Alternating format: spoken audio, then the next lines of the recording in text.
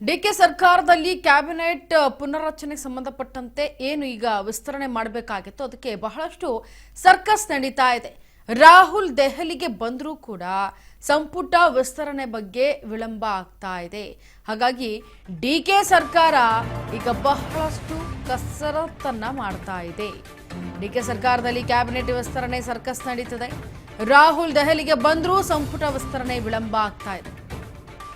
ಸಚಿವಾಕಾಂಕ್ಷಿಗಳಿಗೆ ಭಾರಿ ನಿರಾಸೆ, ಮತ್ತೊಂದು ಕಡೆ ಟೆನ್ಷನ್. ಆಷಾಢ ಮಧ್ಯಕ್ಕೆ ಮುಂದೂಡಿಕೆಯಾದ ಸಂಪುಟ ವಿಸ್ತರಣೆ. ನಿನ್ನೆ ಮಧ್ಯಾಹ್ನ ದೆಹಲಿಗೆ ತೆರಳಲಿರೋ ಮಲ್ಲಿಕಾರ್ಜುನ್ ಖರ್ಗೆ ಹೈ ಜೊತೆ ಚರ್ಚೆಯನ್ನ ಮಾಡಿ ನಂತರ ಸಿಎಂ ಡಿಕೆಶಿಗೆ ಬುಲಾವ್.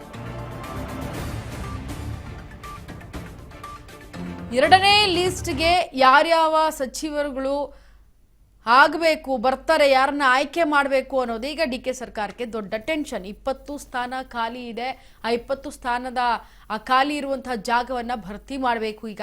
ಹಾಗಾಗಿ ಒಂದ್ ಕಡೆ ಡಿಕೆ ಸಾಹೇಬ್ರು ಲಿಸ್ಟ್ ಅನ್ನ ರೆಡಿ ಮಾಡಿ ಇಟ್ಕೊಂಡಿದ್ರೆ, ಇತ್ತ ಮಾಜಿ ಮುಖ್ಯಮಂತ್ರಿಗಳಾದಂತಹ ಸಿದ್ದರಾಮಯ್ಯನವರು ಕೂಡ ಒಂದು ಲಿಸ್ಟ್ ಅನ್ನ ರೆಡಿ ಮಾಡಿಕೊಂಡು ಹೈಕಮಾಂಡ್ ಬಳಿ ಹೋಗಿ ನಾವು ಕೂಡ ಪ್ರಸ್ತಾಪ ಮಾಡ್ತೇವೆ ಅಂತ ಕೂತಿದ್ದಾರೆ. ಇತ್ತ ಮುಖ್ಯಮಂತ್ರಿಗಳಾದ ಡಿಕೆ ಶಿವಕುಮಾರ್ ಅವರು ಕೂಡ ಒಂದು ಲಿಸ್ಟ್ ಅನ್ನ ರೆಡಿ ಮಾಡ್ಕೊಂಡಿದ್ದಾರೆ. ಸದ್ಯ ಏನು ಡಿಕೆಶಿ ಅವರಿಗೆ ಬುಲಾವ್ ಕೊಟ್ಟ ತಕ್ಷಣ ಹೈಕಮಾಂಡ್ ಬಳಿ ಹೋಗಿ ಚರ್ಚೆಯನ್ನ ಮಾಡಬೇಕು ಕ್ಯಾಬಿನೆಟ್ ವಿಸ್ತರಣೆ ಬಗ್ಗೆ.